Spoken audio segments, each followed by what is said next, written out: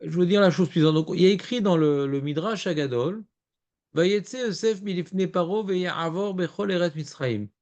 Il est sorti de chez Paro avec ses parures, avec son nouveau statut, et il a défilé en Égypte. Rabbanan Amre, les rabbins, ils ont dit, Bécha, Shiatsa, Yosef, Limlor al Mitzrayim, au moment où, ça y est, il était intronisé dans ses fonctions monarchiques. Avar bechol eretz Mitzrayim, Vayu benot melachim, metzitzot alav. Et toutes les princesses égyptiennes de profil, bien sûr, ouais, elles le regardaient. Derech Hakim, par les persiennes, je sais pas quoi, ou Mashlichot, ou alav Shirin, Vekataline, Venezamim, Vetabot, elle faisait toutes sortes de bijoux pour attirer son regard et qui s'intéresse à elle. Kede chez Hitler, Ena vehabit baem. Af alpiken lotala, Ena veloibit baem. Masrar Natal Alkar, il n'a pas regardé. C'est quoi le salaire qu'il a pris chez Nistalka, Mimeno Ainara. Voilà. Donc ça, c'est ce qu'a dit Meir. On voit qu'il y a un lien entre Shmirat Enaim des femmes et le Inara. Alors j'aimerais approfondir comment ça marche, parce que bon, a priori, ça n'a rien à voir. Ça a l'air d'être uniquement terminologique. Celui qui protège ses yeux, il est protégé des yeux. Ça a l'air d'être un petit peu terminologique comme ça, c'est bon, c'est un jeu de mots, quoi. Je pense que c'est quelque chose de beaucoup plus profond que ça, Aurel, tu te trompes.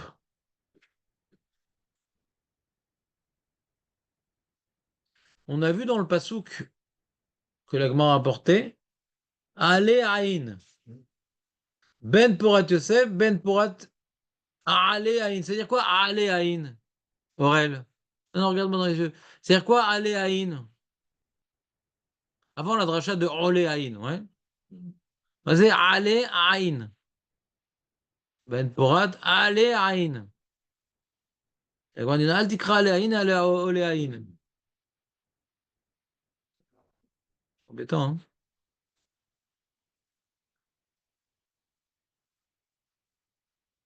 Marco. La source. Voilà. Le Marianne, Aïn Gedi. Tu connais Aïn Gedi? Aïn Gedi? Ale Aïn. Donc on dit il est comme un arbre planté dans la source elle-même. Quand un arbre n'est pas planté dans la source elle-même, qu'est-ce qu'il fait? Ah, les racines s'étendent, elles cherchent de l'humidité, elles cherchent des nappes phréatiques. Il est obligé un petit peu de chercher à droite à gauche. Lui, il cherche pas. Il n'a pas besoin de ses racines qui cherchent à droite à gauche. Lui, il est dans la source d'eau. Et la Gemara dit, Al tikre ale ayin, et la ole ayin. Alors, ça a l'air d'être un jeu de mots comme ça. Ça a l'air d'être un jeu de mots. Ne dis pas qu'il est dans la source d'eau, mais qu'il est au-dessus de l'œil. Ole ayin. Et d'après le Yesod que nous avons expliqué dans cette souga-là, donc je me permets d'expliquer ce pasouk, ouais, de la manière suivante, la dracha. Al pipchat, on voit que Yosef, il est connecté à la source, il est connecté à Kadosh Baruch Hu. Comme il est connecté à Kadosh Baruch Hu, il n'a pas besoin de chercher à droite à gauche. Ouais. Alors c'est pour ça qu'il est au-dessus des yeux des autres, parce que lui, il est connecté à Kadosh Baruch Hu, donc il est au-dessus des yeux des autres. C'est clair? C'est clair, Jérémy, ou pas? Sympa, non? Ouais, c'est pas mal. Il fallait rapprocher le chat. Bah oui. Et donc, ce que je veux dire, c'est comme ça. C'est que l'œil, Hachem nous a donné des yeux, Aurel. Pas uniquement pour regarder les WhatsApp et tout. Hachem nous a donné des yeux. Les yeux, c'est l'outil, enfin, c'est le membre qui nous permet de nous connecter à l'extérieur. Ouais. Qu'est-ce qu'on fait avec les yeux? On voit les dangers qui nous entourent. On voit les choses aussi, les opportunités, on va dire. Ouais, c'est ça les yeux. Les yeux, c'est pour rechercher des choses autour de nous. D'accord. Celui maintenant qui sait que Hachem le protège et que tout vient d'Akadosh Baruch Hu, ses yeux, ils les utilisent pas tellement.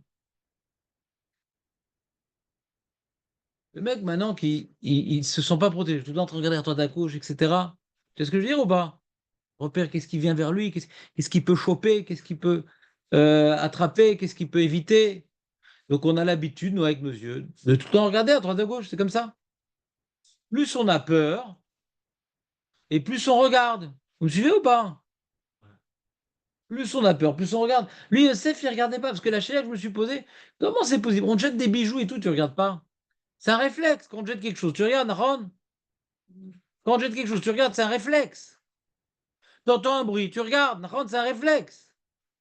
On regarde sans réfléchir, dès qu'il y a un truc qui choque un peu notre regard, on regarde, peut-être c'est dangereux, peut-être c'est intéressant. C'est comme ça. Lui, il est maîtrisé ses yeux. Il veut pas regarder, regardez pas, mais il y a du bruit, il tourne pas la tête. Il y a des bijoux, il tourne pas la tête. T'entends ou pas ce que je veux te dire? Ça me rappelle l'histoire avec le Rav Ullman Zichrono Livracha, c'est le mythe du Chazon Ish. Je suis parti une fois à Raméron, je l'ai vu à la base, je voulais lui demander une bracha, j'ai couru, je lui ai écrasé le pied. D'accord? C'est même pas retourné. Direct, c'est qui m'a écrasé le pied? Ouais. Tu comprends ou pas? Il n'est pas méchoubar avec l'extérieur. Pas méchoubar.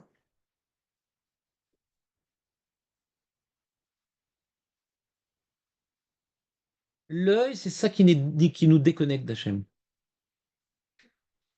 Parce qu'on est subjugué par ce qu'il y a, une grande montagne, quelqu'un de beau, quelqu'un de truc. L'œil, c'est la porte de la subjugation et de croire dans le monde. L'œil, c'est ce qui rend réel le monde, quoi, Bekitsu. D'accord? Donc, Ça peut nous aider à voir la grandeur d'achat aussi, comme on voit le Rambam. ouais, mais le Rambam, ouais, le Rambam, il y a une stira dans le Rambam. Est-ce que c'est d'Ivrei Torah? Est-ce que c'est Massé Bereshit ou Torah? On arrive par là à Avat Hashem. Alors justement, quand tu regardes une montagne, il y a des gens, ils sont impressionnés, ouais, parce que c'est immense, ces trucs. C'est un petit peu là, on va dire Marabout Hachem, mais c'est un peu la mère nature. On est impressionné vraiment par quoi? C'est-à-dire, on se connecte à Hachem quand on voit une cascade, un beau paysage. C'est comme quelqu'un, je connais, il pourchassait les couchers de soleil ou les levées de soleil. Donc, il prend des photos, machin, le lever de soleil et tout. Et j'ai dit, mais c'est beau ce qu'il fait Hachem. Mais si c'est beau, alors pourquoi tu pries pas honnête là, c'est le soleil prie, il prie pas honnête, d'accord? Non, je vais te mettre la F du lever de soleil. Tu peux pas dire que tu es connecté à Hachem quand tu vas le lever de soleil, tu sais que c'est le moment de prier. Tu ne pries pas 2 heures après. Vous comprenez ce que je veux dire ou pas? Des fois, on se ment un peu à soi-même. Tout le temps, je dirais pas, mais il faut tout le temps, en tout cas, être bodek si on ne se ment pas à soi-même. Il faut toujours vérifier qu'on ne se ment pas à soi-même. Oui, c'est pour la mitzvah, c'est pour Hachem, c'est pour ci, c'est pour ça. Est-ce qu'on est vraiment honnête? Des fois, oui. En général, non. Donc, comme maintenant on est impressionné par la beauté de quelque chose, etc. Ouais. Est-ce que maintenant on voit dans ça, est-ce qu'on a, des fois tu peux être impressionné par, tu regardes un insecte par les pattes, par les poils, etc. sans que ça soit subjugant. Tu vois ce que je veux dire? Tu peux être impressionné par la biologie, tu peux être impressionné par l'ADN, bien que c'est pas subjugant. Mais des fois tu vois des trucs immenses, t'es subjugué. Ça c'est quoi Haïn? Le Haïn, il est très, comment dirais-je, assoiffé de choses. Comment dirais-je, qui sort de l'ordinaire, de choses qui sont grandissimes. Ça, c'est quoi, Raïn? Pas subjugué par curiosité, en fait. C'est ça. Alors, Nachon. Mais ça, c'est déjà plus intellectuel. C'est plus le Haïn. C'est déjà le Sechel. Tu comprends ce que je veux dire? Le Haïn, il est subjugué par le grand. D'accord? Le Sechel, après que tu as vu, c'est incroyable, comme c'est méticuleux, comme c'est si. C'est déjà, le Haïn, il était là pour repérer les informations, et après, il y a une synthèse faite par le Sechel. Mais c'est plus le Haïn direct. Tu comprends ce que je veux dire? Donc nous, ouais, plus on est déconnecté d'Hachem et on attribue au monde une réalité autonome, et plus la chose immense nous subjugue. Parce que l'immensité nous subjugue. Pourquoi dans l'homme il est subjugué par l'immensité? Parce qu'on doit être subjugué par Hachem, et Hachem c'est l'immensité par définition. Et c'est dommage de détourner notre subjugation vers des réalités inertes qui sont en vérité que des reflets de la puissance divine. Vous comprenez ou pas? C'est pour ça que le Rambam, il parle aussi d'être subjugué sur les livrets Torah. C'est ça la grandeur d'Hachem. Il y en a qui expliquent la contradiction dans le Rambam, que là, c'est pour celui qui commence. Alors, il va être subjugué par le Massé Bereshit, il va être Meaches à Hachem. Mais il faut arriver à un niveau d'être subjugué sur les livrets Torah. celui qui est subjugué par un beau coucher de soleil et un torrent et une cascade, mais pas par les divrei Torah, alors il est loin d'Hachem. Vous comprenez ce que je veux dire ou pas? Non, c'est pas clair? Hein. Alors revenons au sujet. Donc l'œil, c'est donc un membre que Hachem nous a donné pour nous connecter à l'extérieur, avec l'extérieur. Est-ce que cette connexion, elle est fonctionnelle ou elle est vitale? Ça va être fonctionnel parce qu'il faut savoir où mettre ses pieds, etc., etc. Mais si maintenant ça devient, ouais, j'ai une relation trop intense avec mes yeux et que j'ai besoin de regarder toute chose, non, je suis curieux. T'es pas curieux. Arrête de regarder ça, ça. Ouais. T'es trop connecté avec l'extérieur. C'est comme les gens qui sont passionnés d'actualité. Ouais. Ils sont trop connectés à l'extérieur. Qu'est-ce que ça change? Qu'est-ce que ça change? Comme tous les gens qui sont impressionnés par le revirement de Trump. Il vire pas. Il est dans les mains d'Hachem. Tant que la Médina d'Israël va lutter contre les Bahou et Shiva, il n'y en aura pas un bouclier. Il peut mettre Trump au pouvoir et peut devenir gauchiste. Nos problèmes avec l'Iran, avec les Arabes, avec la sécurité, ça dépend combien maintenant on respecte la Torah et les l'homme des Torahs. Si ça se fait pas, tu peux mettre n'importe quel homme au pouvoir, ça changera rien. Ni Bibi, ni Trump ne pourront résoudre les problèmes sécuritaires si maintenant il n'y a pas que Voda Torah. Il faut regarder les choses comme ça. Voilà Torah, Zakol, c'est Voilà Torah. Il n'y a pas que Voilà Torah. Lui qui est Bémet, a priori pro-israélien, il a tout un programme, il n'est même pas dit bonjour à Israël. Il a vu qu'il est parti que dans les pays arabes, et il veut faire un Torni Tagarine avec l'Iran, parce qu'il a dit qu'il va les bombarder. Qu'est-ce qui se passe? Ma Corée! Hachem Menaël est en l'âme! En on milevado! Si le Ham Israël ne fait pas son travail, ni Trump ni Bibi peuvent nous protéger. Comprenez ou pas? Donc il y a des gens qui sont étonnés. C'est qui les gens qui sont étonnés? Ceux qui vivent avec leurs yeux. Comprenez ou pas? Ceux qui vivent avec Hachem ne sont pas étonnés. Berukota et Telechu, ta ta ta ta ta ta, Berukota et Timasu, ta ta ta ta ta ta. C'est tout. C'est écrit dans la Torah. Tout ce qui arrive, c'est notre relation avec les mitzvot. Il n'y a rien d'autre qui arrive dans le monde. Il n'y a rien d'autre. Le 7 octobre, c'est pas le Shabbat, c'est pas le si, c'est notre relation avec les mitzvot, c'est la sinatrinam, c'est toutes ces choses-là. On en avait parlé avant le 7 octobre. C'est pas que moi, plein avait parlé. Et les choses qui vont se passer, c'est pas possible. Pas parce qu'on avait des informations que le Mossad était négligent. Parce qu'il y avait un problème de mitzvot. Donc, est-ce qu'on regarde les conséquences des mitzvot ou est-ce qu'on regarde les conséquences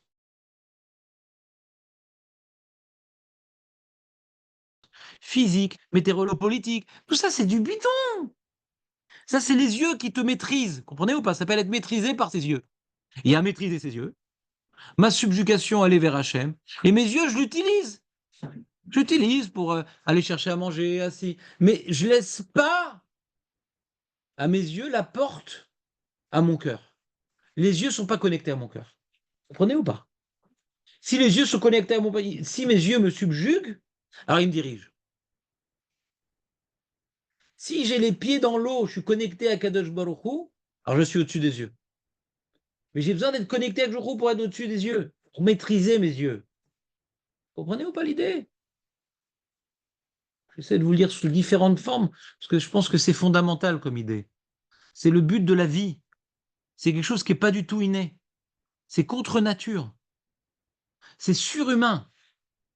C'est tellement surhumain que Rabbi Hanan a dit à ses talmidim sur son lit de mort, ayez peur d'Hachem comme vous avez peur des hommes. Pour nous, la réalité de ce monde ici-bas, elle est fondamentale. Hachem, pour nous, il est abstrait. Si on arrive à avoir peur d'Hachem quand on a peur des hommes, c'est qu'on a déjà fait 99% du travail qu'il fallait faire sur Terre. On doit faire quoi avec les yeux? Hmm. On a dit tout ce qu'on ne doit pas faire avec les yeux. On doit faire. C'est fonctionnel, quoi. Tu es en train de manger, tu regardes pas s'il y a des tolaïm, utilisés pour faire des mitzvot. Hein? Étudier, regarder ta femme comme elle est belle et lui dire, ouais. Hein, comme tout, l'utiliser pour faire des mitzvot, mais pas laisser les yeux me subjuguer. C'est pas eux qui maîtrisent mon cœur. Ils sont un outil. C'est ma main. Vous comprenez, mes yeux, ça va être ma main. Mais c'est pas connecté à mon cœur. Quand je touche maintenant quelque chose, je suis subjugué, non. La main, elle n'est pas subjuguée. D'accord ou pas? La main n'est pas subjuguée, on est d'accord ou pas? La main, c'est un outil. Alors les yeux, c'est pareil. C'est pour attraper des choses, pour rejeter des choses, mais c'est tout. C'est tout. Comme elle dit la Gemara, le Yetzera, il est plus de voir, ouais, que de faire. L'acte, ouais, de relation avec la femme, apporte moins de plaisir que les yeux. Vous entendez ou pas? Vous entendez ou pas? C'est ce qu'on dit tous les jours dans Kriyat Shema, lo tatour rein erem, vetem kedoshim. On dit, ah, t'es kadosh parce que tu te retiens. Pas uniquement. Comme maintenant tu retiens tes yeux, t'es connecté à Hachem. Ferme tes yeux. Ferme tes yeux. Tu sais, il y a des mecs, je sais pas si c'est bien, c'est pas bien, il faut réfléchir. Il y en a qui font ça aussi dans le judaïsme. La méditation transcendantale. Ils ferment les yeux, ils se déconnectent de ce monde, ils se déconnectent de la réalité, ouais, de leur corps, ils sont au-dessus de leur corps, machin. Alors, il paraît-il qu'il y en a qui développent la méditation transcendantale aussi, par les juifs, que Rav Munk, il a écrit un livre sur ça, etc., etc. Nous, on est tellement habitués d'être dans notre corps et que le monde autour de nous, il est palpable, qu'il est très difficile pour nous d'envisager le côté concret des mitzvot. C'est abstrait, les mitzvot. C'est facultatif, c'est bon, il faut le faire, parce que par quel olam bas, et sinon on va se prendre des coups. Vous comprenez ou pas? C'est pas concret. Ni réel que ce que l'on voit. Exactement. Je ne crois que ce que je veux, que ce que je vois, et je ne vois que ce que je ne recherche à voir. Donc c'est mon cœur qui me dirige mes yeux, et mes yeux qui renforcent que mon cœur me dirige. Mes yeux renforcent mon cœur. Donc je suis dirigé par mon cœur. Comme maintenant je pense que les noirs sont feignants, ouais, ce qu'il faut, d'accord? Eh bien, je vais voir que les noirs qui glandent. Ah, c'est clair. Mhm. Intuitivement, d'accord? Je ne vais pas voir les noirs qui bossent. Donc mon cœur, il a un postulat, et mes yeux renforcent mon cœur. Mes yeux ne sont pas l'outil de mon cerveau. Non. C'est la force de la subjectivité, les yeux. Ils ne voient que ce que tu veux voir. Par rapport aux lèvres, c'est un peu... Finalement, les yeux, ils suivent le cœur. Exactement. Mm. C'est l'histoire des Meraglim. C'est la paracha de Meraglim. Finalement, D'accord? je faute avec mes yeux, c'est parce que je désire dans mon cœur me fauter. Exactement. Mm.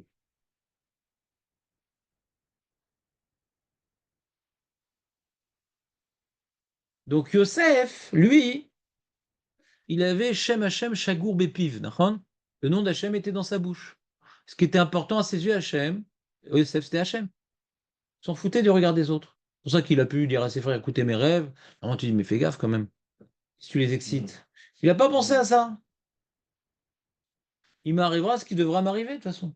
J'ai une prophétie. Lui, il pensait que quand on a une prophétie, il faut en parler. Comme un avis. Un avis, il a un devoir de dévoiler sa prophétie. Dans son cas, ce n'était pas le cas. Mais lui, donc il avait une erreur, mais même quand tu as une erreur, des fois, bah, tu as peur, tu ne le fais pas. Hein. Mais lui, il n'avait pas peur. Il avait peur que d'Hachem. Peur que d'Hachem. Il est connecté à la source. Ben Porat, allez à Aïn.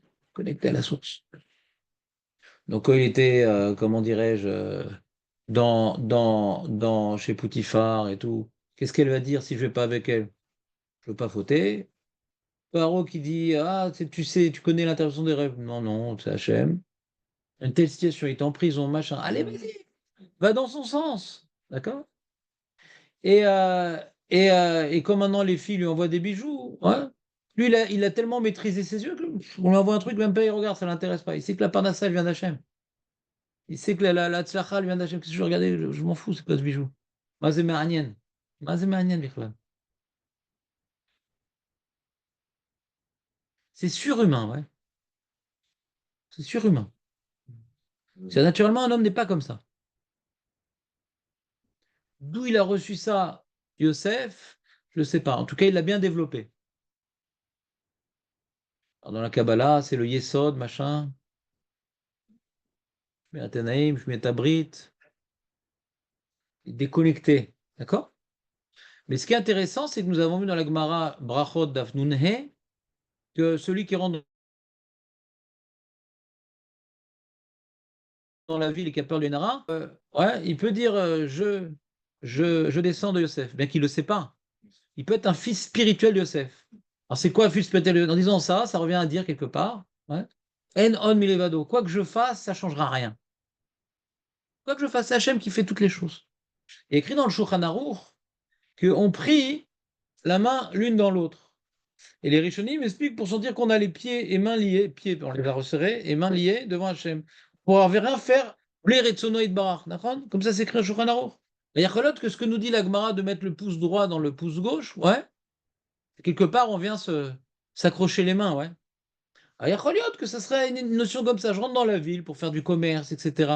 Je viens maintenant dire que là, j'ai les mains accrochées. C'est comme si j'avais les mains accrochées, là, d'accord? J'ai les mains accrochées, d'accord? J'ai les mains accrochées. Et je descends de Yosef.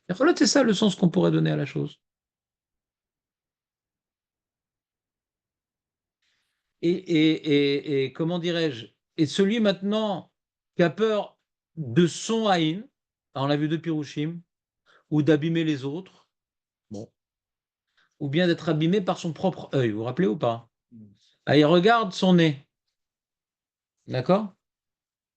Alors ça, c'est Méranienne, de regarder son nez, le flanc gauche du nez. Toujours dans la même Gemara.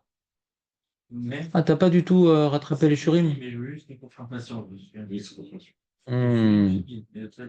Ah, de très loin, Baruch Hashem. Ouais, c'est facile, c'est brachot.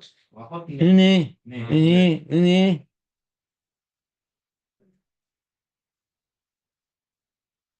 C'est quoi la narine? C'est quoi la narine?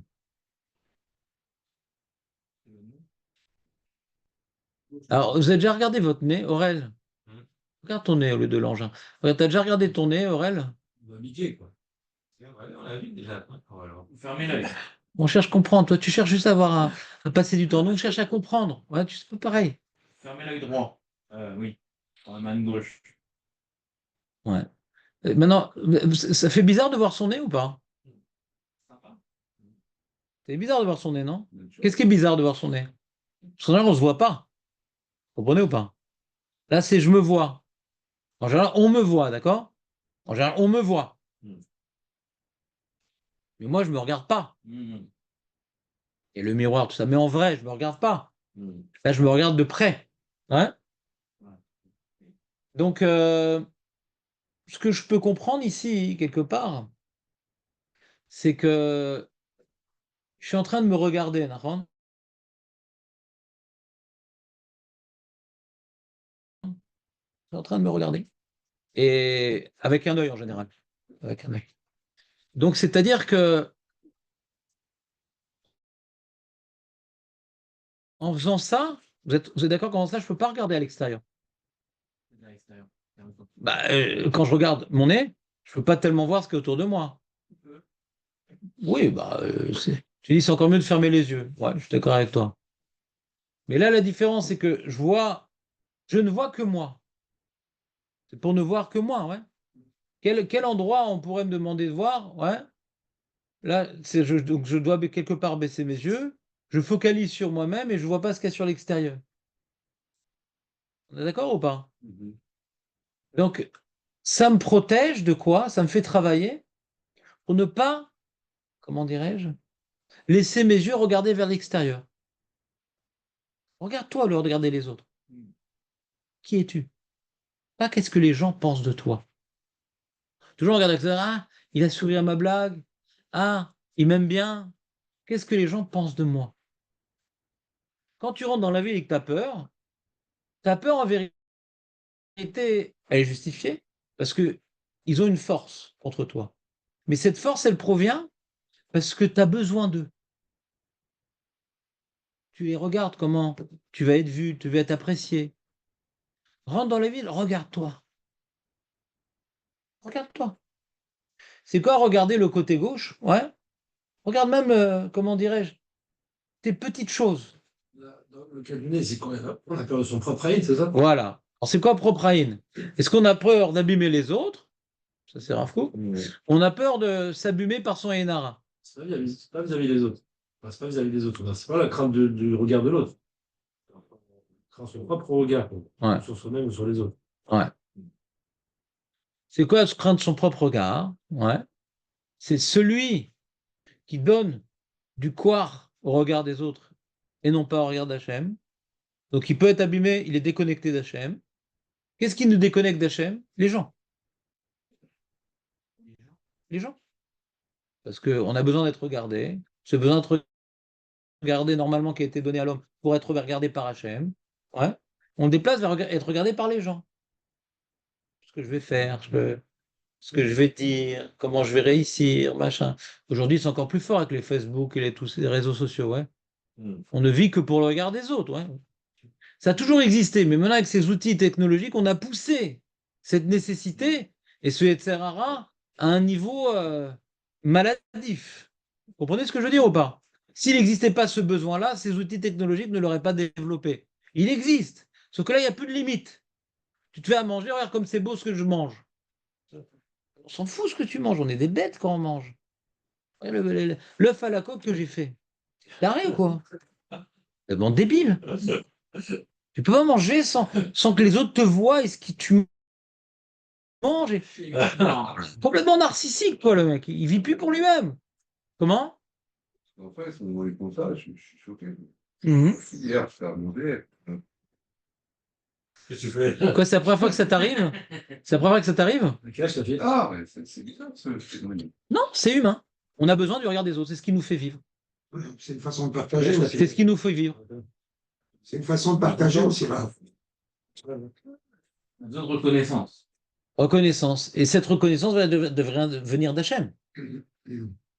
Au lieu de vouloir être apprécié par les autres, il faudrait vouloir être appréciable.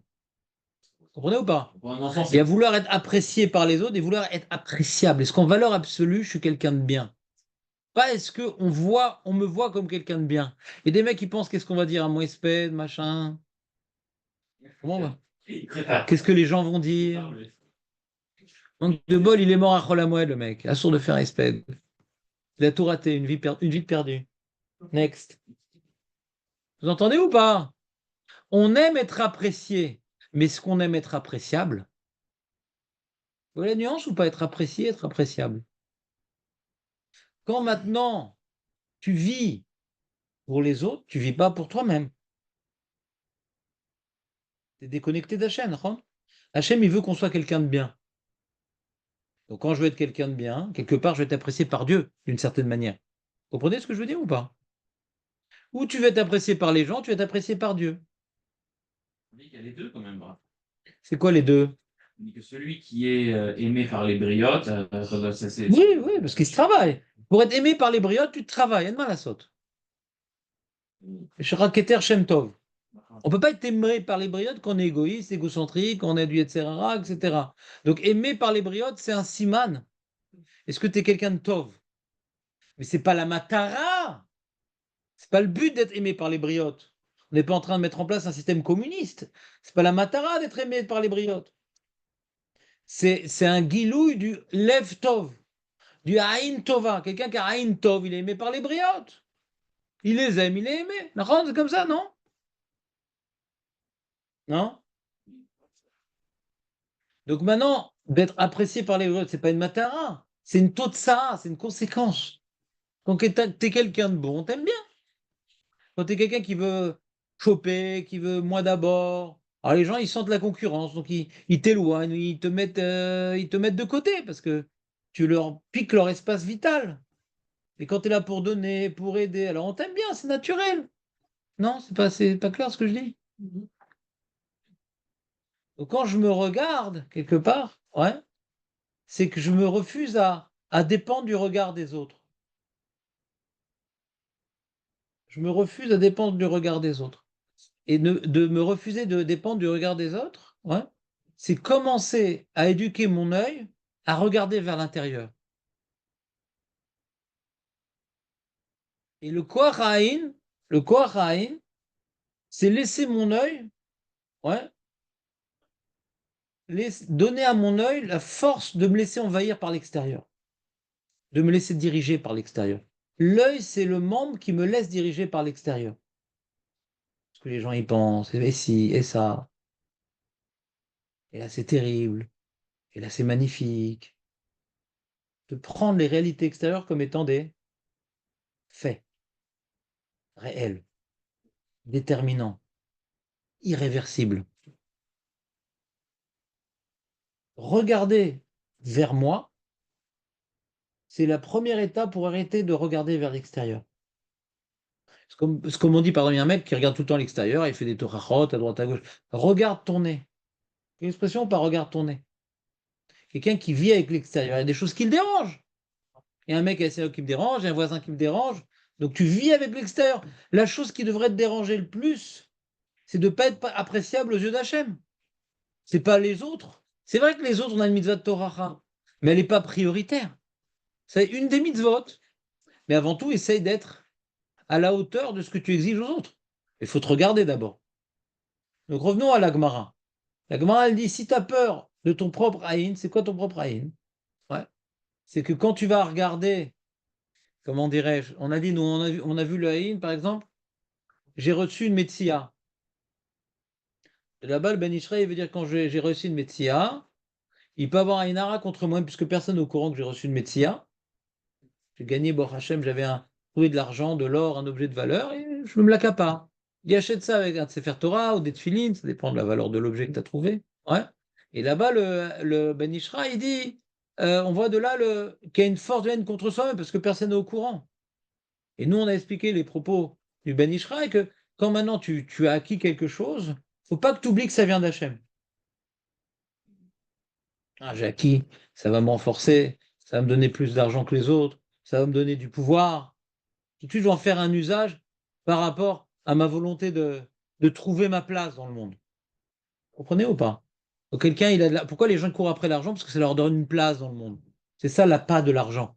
Ça donne une place dans le monde. Ça donne un pouvoir d'achat, ça donne un pouvoir de parler, ça donne un pouvoir d'être respecté. C'est un pouvoir, l'argent. Ouais. Et donc, il faut voir l'argent comme étant venu du ciel. C'est un cadeau d'Akadosh Baruch Hu. C'est pas quelque chose qui t'agrandit. T'es pas plus grand parce que tu as plus d'argent. T'es pas plus grand parce que tu es plus intelligent. T'es pas plus grand parce que tu es plus beau. C'est des outils que tu dois mettre au service d'Hachem qu'Hachem il a mis à ta place. Donc, comme maintenant tu dis, voilà, avec une partie d'argent, je vais acheter un Sefer Torah, pour pas oublier, par le Sefer Torah, par les Tfilin, ouais, Hachem, qui est dans l'argent. Et il y a un rôle à jouer avec cet argent-là. Donc, l'Aïnara, c'est oublier ouais, que ce qui m'arrive, c'est pour le mettre dans l'intégrer dans mon avodat Hachem. Et pas pour obtenir du pouvoir par rapport à l'extérieur. Donc, comme maintenant, tu ne regardes pas vers l'extérieur, tu regardes vers l'intérieur, et tu regardes tes défauts parce que tu regardes le côté gauche, donc tu es toujours en train de travailler. Tu es toujours en train de chercher à t'améliorer. Tu n'es pas là en train à essayer d'obtenir du pouvoir ou de la reconnaissance ou conquérir l'extérieur. Tu es en train de conquérir l'intérieur. Bon, je sais pas. Ouais. Ça n'a pas trop aimé, Jérémy. Non, c'est pas Et c'est Pourquoi le gauche, c'est pas le droit, là? c'est votre pion rouge. Je sais pas. Ici. Qu'est-ce qu'il y a? Pourquoi le gauche? Le gauche, c'est khalash. des défauts. Khalash, c'est gauche. La main droite, elle est forte, la main gauche, elle est faible. Il faut voir ses défauts. Un gaucher, il Ah. devrait voir à droite. Est-ce qu'il est yotsé? Vraiment pas intéressant comme question.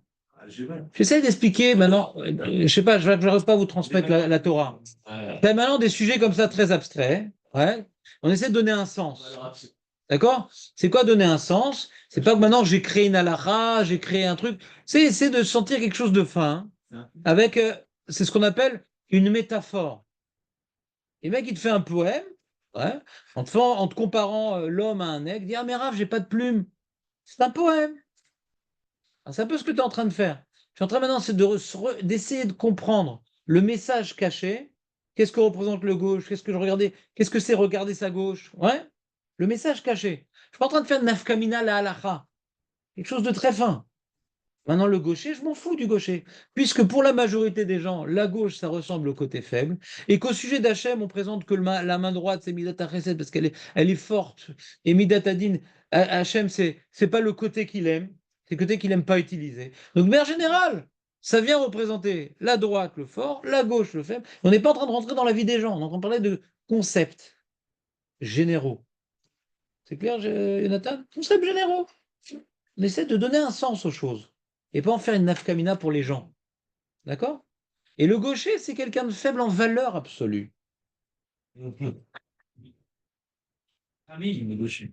Très, très rare. Ils compensent leur maladresse par de la chorma. Je sais, allez là, là. Je ne vais pas faire une théorie sur les gauchers parce que on en côtoie et il faut faire gaffe. Non, mais c'est pas famille. Ah ouais? Pourquoi t'es gaucher? Non, je suis droite. Ah non. Il ne s'est pas permis de le dire. La seule sagesse du droitier, c'est de reconnaître que le gaucher l'est plus. Ouais. Celui quand, je vais reprendre un peu, quand dans la Gemara on parle de la grande. Lagrange. Donc la grange, il y a une bracha. Cette bracha, une fois qu'on a vu, en fait, est-ce qu'on est d'accord on est sur les deux notions là-bas? Il y a une vient de enlever la bracha, une vient de Ainara. Ça, c'est mes fourrages dans les Rishonim. Tu as ta feuille ou pas? J'ai pas ma feuille. Elle est dans la sacoche de Julien? Non, elle est là, je me rappelle. Regarde dans note numéro 2 du Rabbeinu Bechaye. Il parlait des deux points. Il y a Barachi, Roche, Ritva, tout le monde.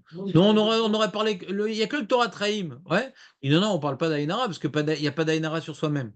Et là, quand tu vois combien tu as, il n'y a pas d'Aïnara. Mais on a vu tous les Rishonim, ils ont dit la bracha, mais tu vois, d'avoir des Loshalta Be'aine. Ils ont compris, pas d'Aïnara. Il dit mais quel rapport? Pourquoi on parle du Aïnara? Il n'y a pas besoin. Vraiment, à partir du moment que tu sais ce que tu as, il n'y a plus de miracle. Besoin de parler d'Aïnara. Et pourquoi eux, ils ont eu besoin de parler d'Aïnara? Oui. Ma question, elle est spécifique sur la bracha. On dit qu'il y a une bracha à faire avant de compter. Maintenant, si on parle d'Aïnara, ça ne change rien qu'on ait compté ou pas. Entre guillemets, si tu prends conscience après, ça fonctionne aussi. Qu'est-ce qu'on voit ici? On voit que finalement, l'œil a un impact si on lui donne de l'importance et si on oublie qu'on le déconnecte d'Hachem. Voilà. Donc, celui qui veut se protéger de l'Aïnara, entre guillemets, Ouais. l'image du Yosef, il doit prendre conscience, sans qu'on regarde, que tout vient d'Hachem. Ouais. Maintenant, c'est quoi ici? Le nian de la bracha, il n'est pas relié à cet Aïnara. Là, on parle que de la bracha. Quand on parle de faire la bracha, on parle que du nian de En Abracha, Regarde. Bedava, Saoui, Niraï. J'ai pas bien compris ta question. La question, c'est concernant cette bracha qu'on doit faire avant. La tfila? La tefila qu'on doit faire avant. Ouais, la tfila qu'on doit faire, ouais, alors? Là, elle n'est pas reliée au Aïnara.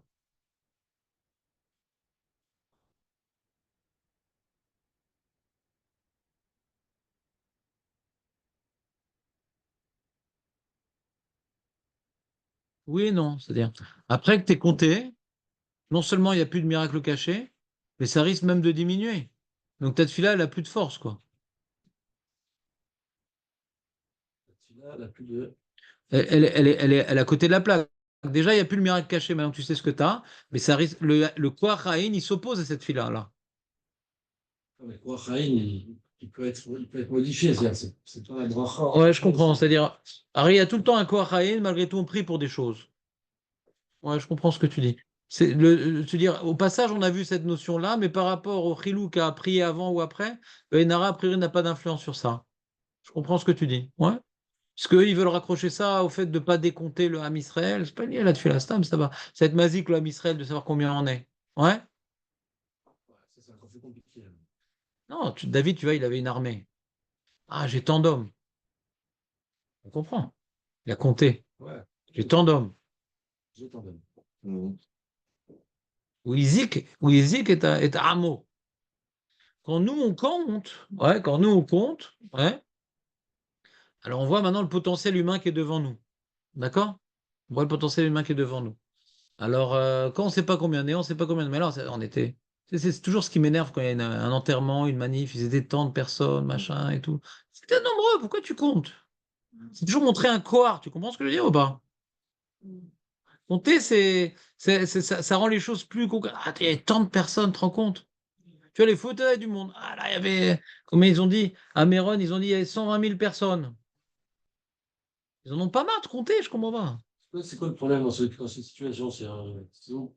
Tu vois comment on est nombreux, c'est quoi? C'est être subjugué par le. Dès que tu places un nombre, un poids, un volume, ouais. Alors du coup, tu vois ça comme tu renforces la réalité. Et tant de personnes. Mais il y a des gens que Hachem fait vivre, que Hachem. Ça exprime aussi un Mais tu es de mairesse, comme d'après notre explication, ça revient à dire, tu viens maintenant renforcer par les chiffres, ouais, le côté réel de la chose. Ça exprime aussi un certain kavod quand il y a beaucoup de monde. Si on compare compter le Ham Israël, par exemple, c'est un problème. Là, c'est un peu la source avec les Machatzit Shekel et tout. Parle plus fort. Avec les Machatzit Shekel et tout. Oui. Ici, c'est justement ça. Compter le Ham Israël, entre guillemets, ça, c'est. Mais il est nombreux, le Ham Israël, le peuple d'Hachem. On est impressionné par une réalité qui est déconnectée d'Hachem. La Torah peut compter le Ham Israël, mais pas nous. Nous, on va dire, c'est une discipline. Une discipline, la Torah, en nous interdisant de compter, elle nous impose une discipline, ouais, de ne pas vouloir tout s'approprier. Il y a tant de gens, tant de si, tout est. S'il y a une toilette de compter, ouais. S'il y a une toilette de compter, on veut savoir si on est mignonne, on veut savoir, ouais, pour prélever le maaser et tout. Bon, alors on va le faire et on va utiliser des psukim, des trucs, etc. Mais une discipline générale.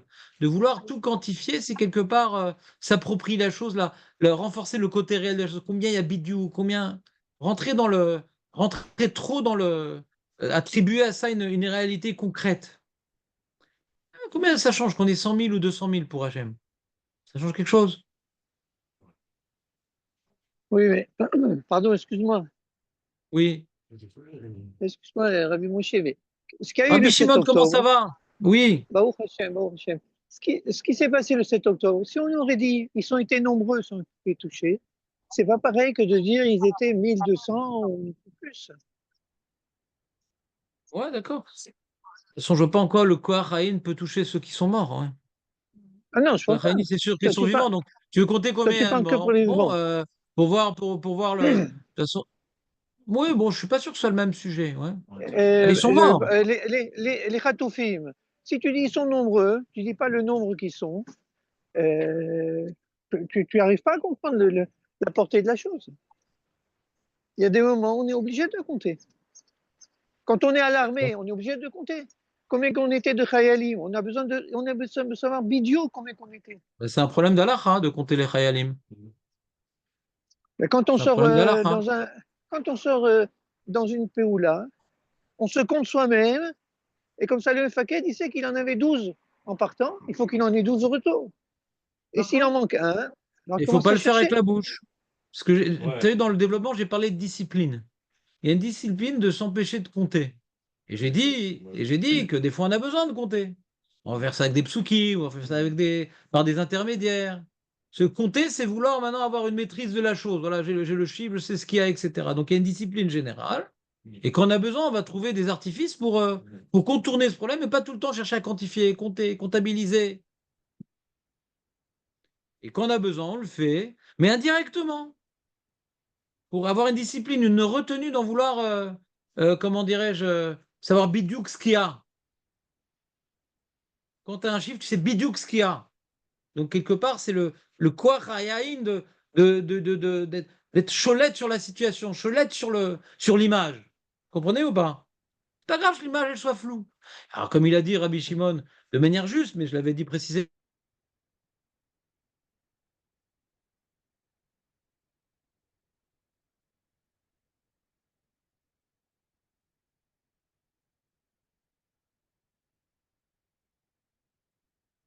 Allô?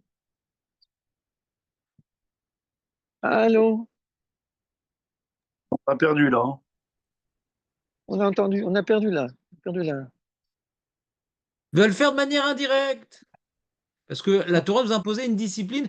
Arrête de vouloir tout comptabiliser. Arrête de tout vouloir tout clarifier. Laisse une zone floue parce que ça ne change pas grand-chose. Un peu plus ou un peu moins pour Hachem. Ça change pour toi parce que tu n'as pas d'émouna. Et pour Hachem, ça ne change rien. De vouloir tout clarifier, tu veux avoir tout devant toi clair parce que avec ça, si tu n'as pas ça, tu n'as pas l'impression que tu vas pouvoir agir. Donc cette discipline, qui est Nalacha, eh bien, elle nous impose d'avoir nos retenues vers cette volonté de tout clarifier. Mais quand il y a une nécessité de compter, on le fait, mais de manière intermédiaire, comme on en fait avec Mahatita Shekel. On ne s'est pas multiplié par deux. On ne s'est pas multiplié par deux. Mais on voit qu'il y a un effort. Il faut multiplier par deux pour savoir combien on est. Comprenez ou pas? Il y a un effort de flouer la chose. Alors, celui qui va aller au résultat, il peut, mais il va faire un cheshbon. Comprenez ou pas la différence? Quand c'est un cheshbon, il y a un intermédiaire. Là, c'est clair. Si par exemple, tu vois, on veut quantifier le nombre de personnes qui étaient à Méron. Il y a eu 60 000 fois 2. Ah, ça sert à quoi, arabe? Ça revient même. Ça montre la retenue, donc tu imposes une discipline. Comprenez, par exemple, pas? Si on fait ça, c'est qu'il y a un problème. Le fait que tu sois conscient qu'il y a un problème, c'est bien.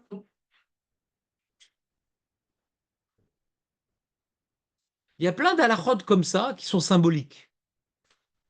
Comme on a expliqué une fois le châtenez et tout, c'est associer la laine qui a un tissu agréable et le lin qui est solide, c'est vouloir un vêtement qui est parfait. Le vêtement en vérité, il est là pour couvrir notre animalité, c'est pas là pour subjuguer l'homme, c'est pas pour le mettre en valeur, mais c'est là pour le cacher. Alors de mettre un costume à 2 000 euros, c'est assourd. Non, ça c'est le symbole. Du fait que tu une retenue du fait que tu une retenue dans le châtenez, ça te fait réfléchir à la notion générale. Mais après, dans les autres cas, tu vas le faire. Mais en tout cas, tu as l'idée symbolique qui te rappelle l'enjeu. Elle est bloquée, cette idée-là, dans un objet bien précis qui s'appelle châtenez. Après, l'enjeu, à te travailler selon tes forces. Il y a des actes symboliques. Les mitzvot nous apprennent des actes symboliques qu'on doit respecter, même si l'idée, elle n'est pas là, on doit respecter. Et des fois, tu as l'idée qui est dans un autre objet, tu as le droit de le faire. Mais c'est déconseillé, parce que la symbolique t'a appris que c'est pas bien de faire ça. Mais c'est pas sourd. C'est chacun selon son niveau. Tu comprends ce que je veux dire, Jérémy, ou pas? La symbolique. Et derrière la mitzvah. Ouais, mais c'est juste un moyen de se mettre une retenue. Voilà. Une discipline. Une discipline. Discipline. Un homme se construit par sa discipline. Des fois, le mec discipline, il est dub. Mais t'es fou quand on est dans la rue. Il n'y a personne dans la rue. Et toi, t'attends au feu. Il n'y a personne. Le piéton, il attend au feu. Il n'y a pas de voiture. Comme ça, il faisait Rav Char. À 2 heures du matin, il attendait que le feu passe au rouge pour traverser. C'est une discipline. Comprenez ou pas? Un homme discipliné, il évite énormément de problèmes dans la vie. Parce que jamais il fait ça.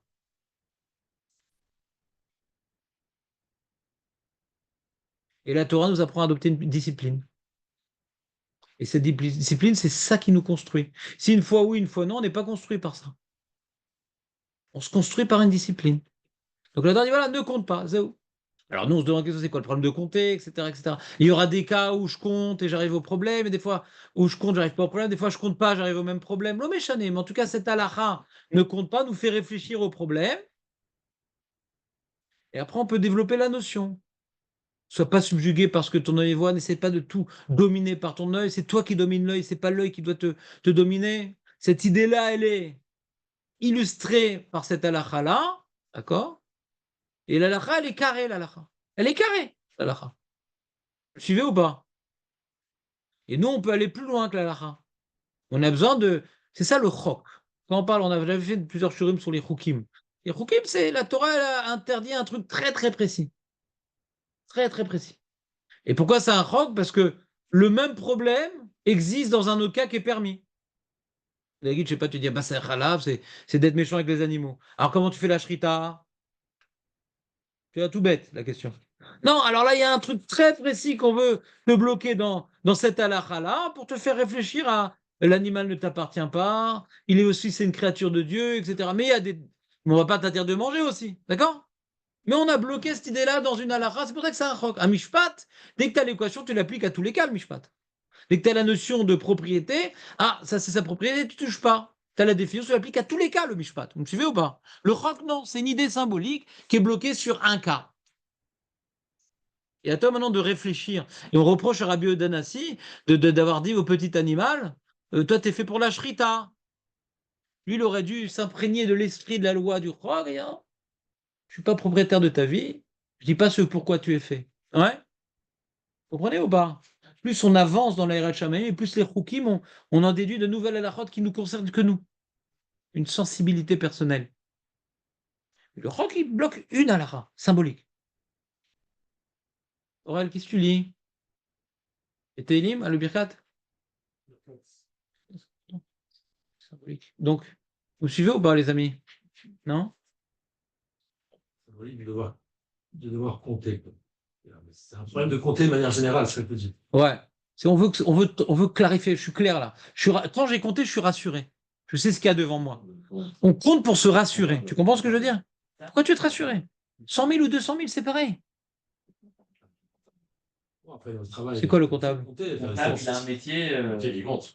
il compte toutes les journées, quoi. Ouais, il n'y a aucun problème. Qu'est-ce qui compte? Il compte pas des gens.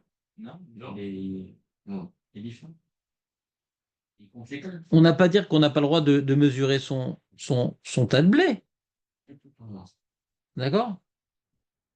Mais dès que tu sais ce que tu as un travail, ouais, c'est un travail, de ne pas mettre de haine dessus. Ah, c'est à moi maintenant. Mais il faut bien compter pour avoir, comment dirais-je, savoir comment répartir ses biens, qu'est-ce que je garde pour moi, qu'est-ce que je vends. On te demande pas de vivre de manière mystique, mais on te parle d'un cohort existant qu'il faut se méfier. C'est comme maintenant, tu vas, comment dirais-je, dire, ah mais Rav, moi je veux plus planter du blé et vendre du blé parce que j'ai vu que les rats ils le mangent et il est pourri. Il y a des Nézakim, d'accord? Par exemple, les mecs qui travaillent dans la restauration, très embêtant, parce que les choses s'abîment. T'as pas vendu, Nahon, Yonatan ou pas? T'as pas vendu, tu jettes. C'est un Nézek qui existe, Nahon? Ben, c'est pareil. Quand tu comptes, c'est nécessaire, mais c'est un Nézek qui existe. Commence le Hénara dès que maintenant c'est plus flou. Parce que tu as un sentiment que c'est beaucoup plus clair devant toi, donc tu es rassuré, c'est plus proche de toi, et donc tu es moins dépendant d'Hachem. Tu es rassuré. Vous comprenez ou pas, non? La jalousie là-dedans, comment ça se. Bon, alors la jalousie, c'est la base du Haïnara, là, c'est beaucoup plus fort. C'est un niveau supplémentaire. Oui, ça c'est beaucoup plus fort. C'est quand je suis jaloux de quelqu'un, ça, on en a parlé, c'est. Je vais donner un exemple. J'ai joué au loto, c'était le gros lot, 80 millions. Quelqu'un, il a gagné. Quel pourri, il m'a pris mon gros lot. La jalousie, elle a pour base un problème que quelque part, il y a un potentiel d'argent, de nourriture dans le monde. Donc quand quelqu'un il a pris, ça me dépend. Vous comprenez ou pas comment ça marche? Ouais.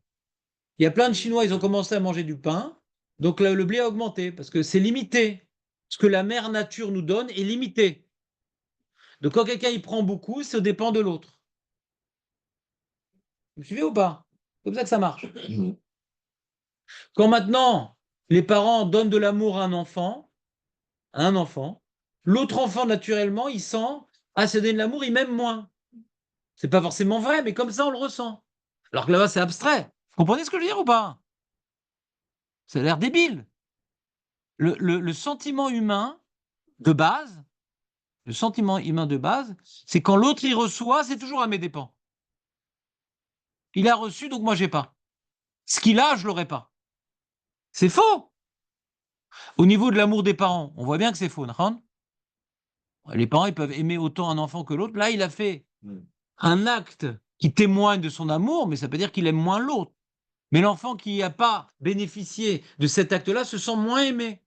Est-ce que vous comprenez l'exemple? D'accord? C'est le Rav Jonathan Sachs qui donne cet exemple-là. D'accord? Donc, comme maintenant quelqu'un il a gagné, cet argent-là, je ne l'aurai pas. Vous comprenez ou pas? Le minoten. Hachem. Hachem, il est illimité. Parce que lui, il a que moi, j'ai pas. Pas qui cher. Si quelqu'un il croit dans la mère nature, il a raison. Quelqu'un il a acquis un domaine d'activité, voilà, il a le monopole. Il nous l'a pris. Il a raison. Ceux qui regardent avec des yeux. Il a pris maintenant le monopole de je sais pas quoi. Osem, il a pris le monopole de je sais pas quoi. D'accord? Donc ça a enlevé aux petits producteurs quelque chose. Donc ils sont jaloux. S'ils sont jaloux, c'est qu'ils croient dans mère nature. Ils croient dans la réalité. Ils sont déconnectés d'Hachem. Et si Osem, il croit que pour gagner sa vie, il faut prendre aux autres, aussi, il est déconnecté d'Hachem. Donc le haïn, il est dans les deux côtés. Comprenez ou pas?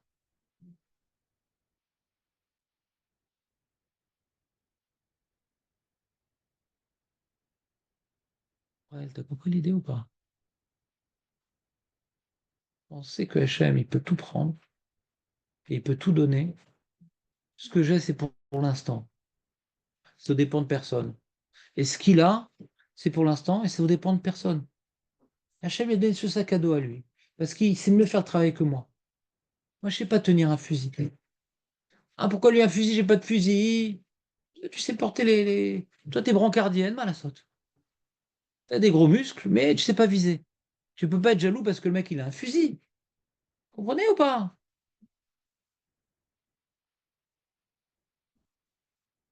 Mal à saute. Tu as un fusil, tu vas tuer tes copains. Au lieu d'aider, tu vas tuer. Tu vas te tuer même. Touche pas à ce fusil, toi. Regarde les brancardiers, c'est tout. Hachem, il peut tout donner à tout le monde, mais il le fait pas. Parce que pas tout le monde est apte à gérer les choses qu'on reçoit. Donc de dire, ah, pourquoi lui, là? Parce que pas tout le monde peut avoir ce potentiel et en faire bon usage, c'est tout. Donc ne sois pas jaloux, chacun son boulot. J'ai répondu à ta question, Jérémy, ou pas?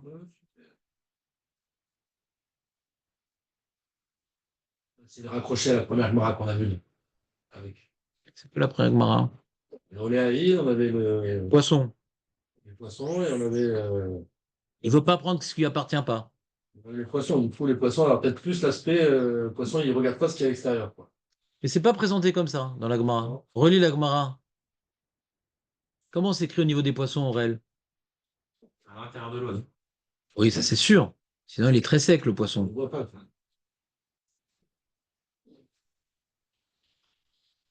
Il y a marqué au sujet des poissons, la chose suivante, il y a marqué Rabbi aussi Rabbi Hanina Amar, Me'acha Vaidgu Larov Bekerev Aretz, Madagim Shehem, Maïm Mechassim Alehem. C'est eux qui sont pas vus.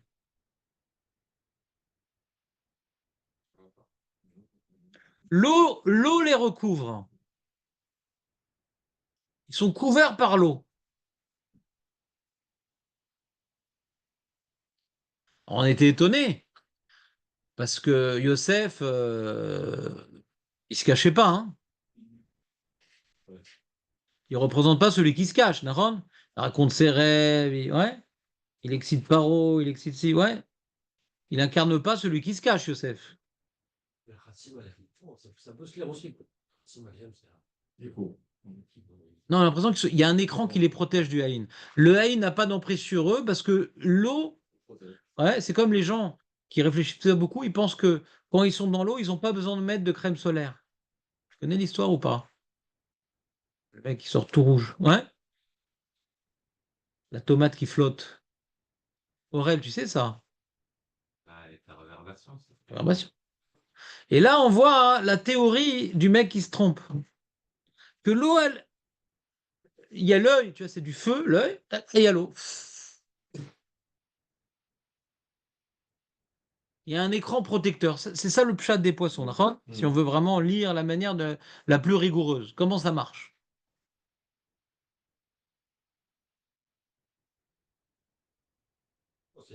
Concrètement, Eux, ils sont protégés parce que eux, ils vivent dans un autre ishout.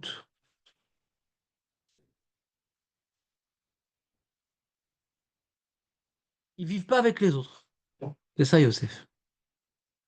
Il vit dans un autre ishout. Les poissons, ils sont ailleurs. Donc l'œil n'a pas une. Ils sont pas mélangés aux gens.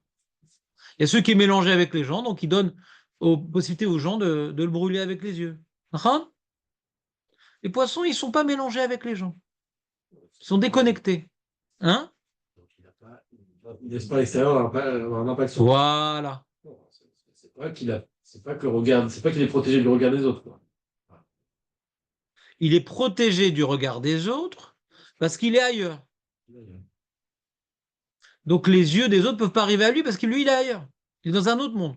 Et ce monde-là, qui est pour nous irrespirable, pour lui, c'est ça qui le fait respirer. Il est dans un monde qui est pour nous irrespirable, mais lui, c'est ça qui le fait respirer. Agnès, non? Nous, on a besoin des autres. On a besoin d'être à l'extérieur. Yosef, il n'a pas besoin des autres. Tu vois, par exemple, le Metzora, comment il est puni, on le déconnecte des autres. Tu vois? Ah, je suis en dehors de la ville, je suis en dehors des autres, comment je vais faire? J'ai besoin de parler, j'ai besoin de communiquer, j'ai besoin d'échanger, j'ai besoin de dialoguer, j'ai besoin de partager. Ça m'étouffe d'être seul. Ron? Non, lui, il est déconnecté. C'est ça qui le fait respirer. C'est Yosef. Connecté à Hachem. Il n'a pas besoin des autres. Nous, on a besoin des autres, Ron. Comment on vient maintenant? Vous vous rappelez, il y avait un livre de, comment il s'appelle, de Stéphane Zweig, l'échiquier. Vous s'appelez Le jour d'échec? Le jour d'échec? Comment ils ont torturé les nazis en l'isolant. Personne ne lui parlait, etc. Comment il a survécu? Il a trouvé un bouquin d'échecs et il se jouait aux échecs avec lui-même. Il a créé une double, ça l'a rendu fou, mais il a créé une double personnalité. Parce que tout seul, on peut pas. Tout seul, on peut pas s'en sortir. Youssef, il peut. Il est déconnecté de sa famille, mais il était connecté à Hachem.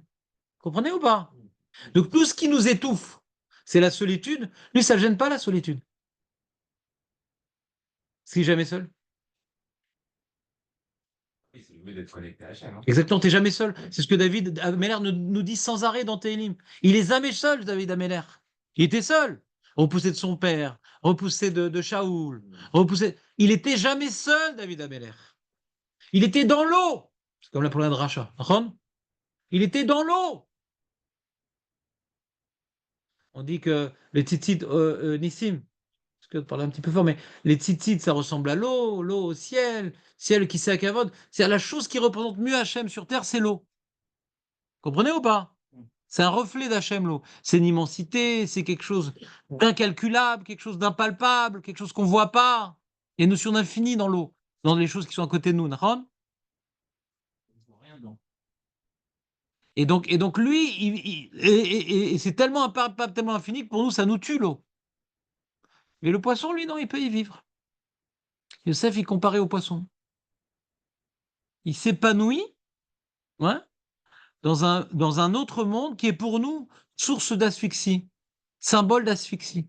Les gens, tu dis, ah, faut prier. Il y a un minyan qui dit, au lieu de dire 35 minutes le matin, 1h15. Le mec, il est asphyxié, on a l'impression. Il était en apnée. Vous n'êtes pas les mecs asphyxiés? Ils sortent, ils reviennent, machin, ils prennent un café. Ils ne peuvent pas rester longtemps dans l'eau. Le mec, faut étudier. À 10h pile, il est dehors. Il a un niveau d'apnée très limité. Alors, bien sûr, il travaille après. Mais des fois, c'est pas le cas. Il travaille pas. Mais vite, il faut que je fasse autre chose. Il y a des gens qui sont asphyxiés par l'eau et des gens que ça les fait respirer. Est-ce que tu es l'homme qui venait de l'Atlantide ou pas? Est-ce que ton élément, c'est l'eau?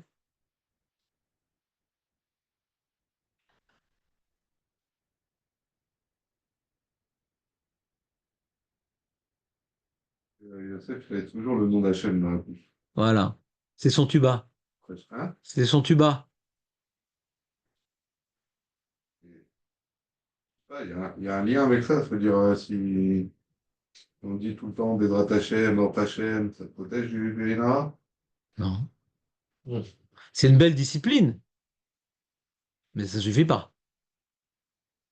Bli Enara, c'est une belle discipline, mais ça suffit pas.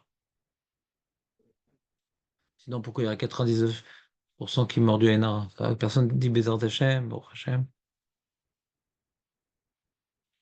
Il n'y a pas qu'un pour cent qui dit ça. Au final, enfin, Mais lui, cette conclusion, c'est plus une prise de conscience que d'avoir peur du regard de l'autre, quoi. Tu peux la reformuler différemment? Non, au final, ça dépend plus de nous que de l'autre, en fait. Au final. C'est-à-dire, c'est l'autre qui nous abîme, Même- mais on laisse mais on descend notre garde. On se met face à son regard. Déjà, un autre Voilà, je vais dire en français, on se livre à son regard. Et le regard, il abîme. Le regard, il abîme. Comme je vous ai dit, j'ai cherché GPT au niveau des sources de l'Antiquité. Tous les peuples reconnaissent le Hénara. Les Latins, les Grecs, les Perses, tous. Tous. Dans les cultures, il n'y a pas beaucoup de notions universelles. Mais sur ça, tout le monde est d'accord. Hénara, tout le monde est d'accord. Même les psychanalystes, ils ont fait des thèses. et il y a Lacan, il y a René Girard, il y a Freud, et il y a si, pour comprendre pourquoi c'est une donnée tellement reconnue. Alors, ils ont parlé de la jalousie, ils ont parlé de toutes sortes de choses pour comprendre. Comment c'est autant répandu ce truc-là? Donc, c'est pas une invention de la Torah, c'est un dévoilement d'une réalité que la Torah nous dévoile, une réalité du monde. Donc, la Torah l'a inventé, elle nous dévoile les dangers existants. Ce que je veux dire, c'est que si soi-même, entre guillemets, peut s'im- on peut s'imposer, enfin, on peut se faire du Lachon Hara, du Haïdara, c'est-à-dire qu'au final, pas que enfin, c'est pas que le regard de l'autre qui peut t'endommager, quoi. En fait. Même ton regard, à partir Oui, du moment où tu penses que tu as une oui, bien sûr. appartenance, enfin, quelque chose t'appartient et Ouais, que le ouais, ouais. Mais le regard de l'autre est plus fort. Le regard de l'autre est plus fort quand même. l'autre est plus fort. Ouais, plus fort. Il y a aussi, il y a aussi un ézec, etc. Mais de l'autre, c'est Zéakoar. Donc, il faut quand même cacher ses. Je ne sais pas où c'est écrit ça. Ouais, il faut cacher. Je ne sais pas où c'est écrit dans Chazal.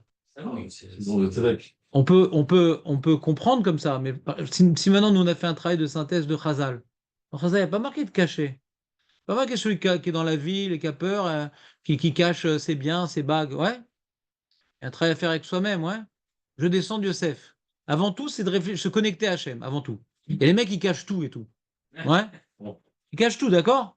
Le mec milliardaire, il est avec sa deux chevaux et avec son truc, etc. Qui dit qu'il n'y a pas de haine sur lui? L'homme, le Ségoula que nous, on a vu aujourd'hui, et hier et avant-hier, et qu'on ne cesse de répéter, c'est En Od Milevado. Et ça nous protège de tous les Nezakim, En Od Milevado.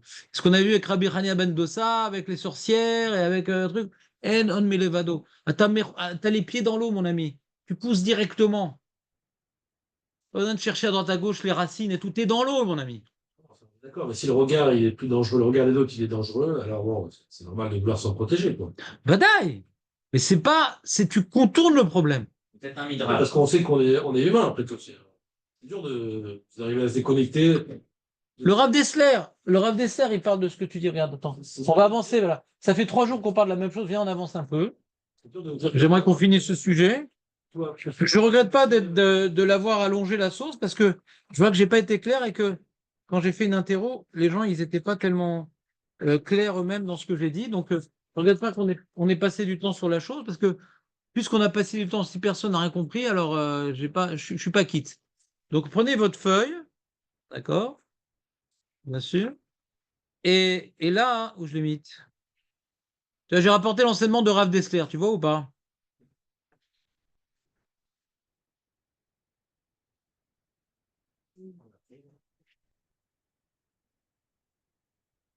Dans la feuille qui s'appelle Ainara Od Mekorot, dans la page 3. Kishadam mekane bechavero mabit bo be'ain ra, are isbarnu er koar ze shel Ainara yachol lazik lechavero, aval are led dina belodaina.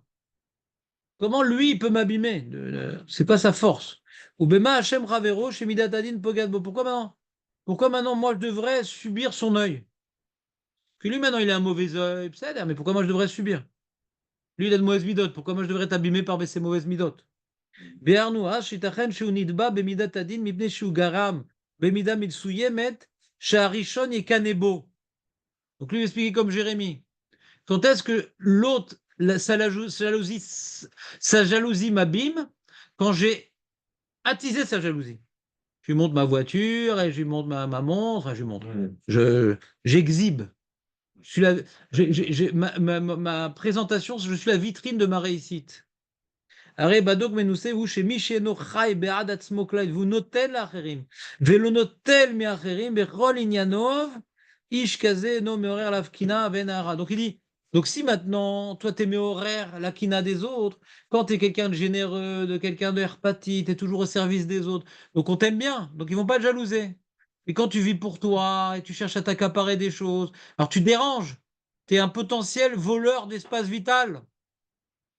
Alors, ce Rav Dessler, en vérité, j'ai vu hier le Zohar. Le Zohar, il dit, pas comme l'Agmara. Il dit pourquoi Yosef, il n'a pas le Aïnara qui est cholette sur lui. Alors d'abord, il dit le Zohar, il dit parce que c'est un tzaddik. Et le tzaddik, il vit, ouais, il est regardé par l'œil d'Hachem. Il dit, c'est pas écrit au pluriel, c'est écrit au singulier. Alors, il y a tout un concept de Kabbalah avec Zeir Anpin ou Arich Anpin. Lui, il est regardé par l'œil de la providence qui est Kulo Chesed.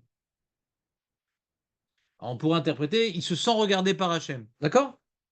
C'est ça sa force. Lui, il est regardé par Hachem. Mais le Zohar, il continue, d'accord, mais tout tzaddik, il est comme ça. Alors pourquoi Yosef particulièrement et pas les autres tribus? Alors, il rajoute un élément qu'on n'a pas vu, le Zohar. Il dit que comme Yosef, il a été Mechalkel, il a été Mefarnes, ouais, comment dirais-je, tous ses frères, toute la maison d'Israël, donc il a donné vers l'extérieur. Comme ça dit le Zohar. Comme il était Mefarnes les autres, Tov Aïn Mevorach. Celui qui a le bon œil, il cherche le bien des autres, il s'accapare pas mais il donne, il a la bracha. D'accord? Donc ça ressemble un peu à ce qu'il dit le Rav Dessler. Maintenant, si on approfondit un petit peu ce Zohar, si on approfondit un petit peu ce Zohar, moi j'aurais dit la chose suivante. Quand quelqu'un il est riche, quand quelqu'un il est intelligent, c'est un pouvoir. D'accord? La richesse, c'est un pouvoir. Est-ce que tu l'utilises pour toi-même ou tu l'utilises pour les autres? Quand tu es riche, bah, tu vas exiger que les gens te donnent du kavod, tu vas exiger que le serveur il te ramène la viande parce qu'elle n'est pas bien cuite, tu vas exiger que tes enfants ils fassent ci pour que tu rachètes un appartement, tu vas exiger. Donc tu utilises ce pouvoir pour prendre. Vous comprenez ou pas? Yosef, il avait de quoi en vouloir à ses frères? Ouais. Il a utilisé ce pouvoir pour donner. Alors eux, ils avaient peur, ils n'ont pas eu confiance quand Jacob il est mort, etc. Il dit, mais pourquoi vous avez peur? Je suis dans les mains. Ce qui est arrivé, c'est Hachem qui l'a envoyé, il a répondu Yosef. Moi, et pourquoi Hachem l'a fait? Pour que je puisse vous nourrir. Il a vu ça comme une mission, c'était pour le bien. Ce que dit ici le Zohar. Tout ce que vous avez fait de mal, c'était pour le bien. Et moi, ma mission, c'est de vous nourrir. Donc je ne vais pas m'accaparer ce pouvoir pour me venger, Chazé Shalom. Ça ne m'appartient pas. C'est vous qui m'avez donné ce poste. C'est grâce à vous que je suis là. Je ne vais pas vous nourrir. Et Hachem a fait ça pour que je puisse vous nourrir. Comprenez-vous pas ce qu'il dit le soir? C'est du pchat. Quand dans la vie, on a un pouvoir. Je me rappelle un mec, quand je vais citer, je ne vais pas vous citer, c'est qui? Un mec connu dans le public francophone. Pas très religieux, mais un petit peu quand même. Il est venu une fois à la soirée de Rav Esman et il a dit voilà, il m'a dit si, il a demandé amenez-moi un rabbin, s'il m'explique pourquoi les Baruch Shiva, ouais, ils font pas l'armée, j'achète un billet. Un billet. Ouais, très très riche. Non, il était riche le mec. Il a de l'argent, ne paye pas, mais t'exiges. Parce que tu as de l'argent, on doit être d'accord avec toi. Tu peux pas envisager qu'il y ait des gens qui pensent pas comme toi, tellement envahisseurs, que je donne pas mon argent si tu n'arrives pas à me faire comprendre. Vous comprenez le problème ou pas? L'horreur. Trouvez ça ridicule. Et le mec, c'est un journaliste. Hein. Ouais. Comprenez ou pas? Est-ce que l'argent, c'est pour moi un outil pour écraser les autres ou un outil pour aider les autres? Est-ce que c'est comme Picsou, c'est pour m'asseoir en haut des autres? Ouais. Ou non, pour en faire bon usage? Donc, toute chose qu'on a dans la vie, notre intelligence, notre argent, notre beauté, nos contacts, nos relations, on peut en faire ou bien un rempart pour être au-dessus des autres, ou bien non, c'est Hachem qui me l'a donné. Tout ce que j'ai eu et j'ai souffert pour l'avoir, c'était pour après le redistribuer, même si j'ai souffert pour l'avoir, c'est Hachem qui me l'a donné. Et je ne vais pas maintenant en vouloir à ceux qui m'ont fait souffrir, parce que sauf ce que j'ai, c'est grâce à eux. Comprenez ou pas l'idée? Il faut mémoriser l'histoire de Yosef, elle est forte. C'est que si tu exploites ton potentiel, si tu exploites ce qu'Hachem t'a donné, bien dans le bien, il ne faut pas que le reprendre. Et en plus, et lui, il rajoute dans le désert, on ne va pas jalouser. Qui c'est qu'on jalouse? Celui qui a quelque chose et qui m'embête avec ça. Mais celui maintenant qui en fait profiter, alors, Alvin qui continue à avoir ça et le double et le triple. Même s'il est jalousé, entre guillemets, il n'y a pas d'impact sur toi, parce que, Hachem, tu sais que c'est Hachem qui t'a donné pour le bien, parce que tu montres par tes actes que tu l'utilises comme il faut. Donc le fait de montrer que tu l'utilises comme il faut, tu montres à Hachem que tu sais que ça vient de lui. Voilà. Ça, c'est presque ce qu'on a expliqué. Lui, il parle d'autre chose, mais d'après notre Yetzot, ça marche aussi. Ce que j'ai voulu expliquer, moi, dans le Zohar. Que comme maintenant, il était sadique, Et on voit cette tzidkout, c'est qu'il n'a pas tenu rigueur à ses frères, il a utilisé ce qu'il a reçu, il a vu ça que ça venait d'Hachem, il n'a pas essayé de faire quoi que ce soit pour se venger. Bah, t'as vu, hein? T'as vu, hein? T'as vu? C'est l'oticom, l'otitor, ouais. T'as de l'argent. Le mec, il t'a pas prêté, t'as pas donné. T'as vu, moi, je te prête, hein? Mais attends, cet objet-là, c'est pas un outil pour écraser l'autre. C'est Hachem qui te l'a donné. C'est pas toi qui emprunte l'objet. C'est Hachem qui te prête l'objet pour l'emprunter, pour le prêter. À toi. Et c'est un grand moussac de toutes les relations Ben Ravero. Est-ce que tu utilises ce que tu as pour écraser les autres ou pour être au-dessus des autres? Ouais. Ou te sortir mieux par rapport aux autres? Non, pour accomplir ta mission. Il parle beaucoup de ça. Celui qui trouve le donneur et le preneur. Voilà. Mirtav Ilaou Bier Sheinara Novad Mikina Shesh Lacher Al Chavero Lachen Ainara Eno Sholotet Bedagim Kevan Shem Mechusim Menaim Ven Chaim Kelu Beolam Acher. Les poissons, ils sont Beolam Acher. T'entends, Jérémy, ou pas? Venem Mitfarim Klalim Yoshve. Il n'y a pas de concurrence. On est dans un autre monde. C'est même pas qu'ils existent, les autres. וזה מה שחז"ל באו ללמד אותנו, שמי שחי סמוי מן העין ורצונותיו אין לגמרי אחרות מהרחוב, אינו מעורר קנאה מעולם, וכן מי, alors lui il reste toujours sur la קנאה, ouais. וכן מי שאינו חי בעד עצמו, אלא כל מהותו בשביל לתת לשני, גם אינו מעורר קנאה כלל. Bon, maintenant, t'es pas toujours en train de te comparer aux autres, je m'en fous des autres, je suis pas là pour les autres, ouais. Mais ça, on comprend pas, t'es bien, parce que quand je m'en fous des autres, des fois, je dis, attends, mais on est de la zut, Non, le problème, ils s'en foutent de nous. il y a peut-être une siata du Shmaya, c'est quoi? Il y a une siata du Shmaya que les gens ils vont pas te jalouser. Je sais pas. Moi, je préfère mon Yesod. Le Yesod de la Chassidou des Talmida Baal Shem Tov. Voilà, on a presque fini le sujet. Ceux qui n'ont pas compris, c'est peut-être leur problème parce que j'ai beaucoup répété. Donc, le cours est enregistré. Révisez si vous voulez vraiment faire une acquisition du sujet d'après les Talmida Ben Shem Tov qui nous ont ouvert les yeux sur une réflexion très générale. De quoi? Ça s'appelle la force destructive du Ainara et la solution pour s'en protéger. T'as reçu une feuille? Prends. Tiens, je te passe plein de feuilles. C'est quoi? Vous allez lire là? Ouais, il y a dedans là-bas. Qui va arriver? Quoi? Vous pensez que tu vas arriver? J'essaye. Si Hachem me donne le temps, la force et le courage, j'y arriverai. Bah, du fait que j'ai dû vouloir faire la feuille, Jérémy, donc j'ai repris le passouk, c'est pour ça que j'ai dit l'histoire de l'eau, de trucs. C'est grâce à la feuille que je vous fais.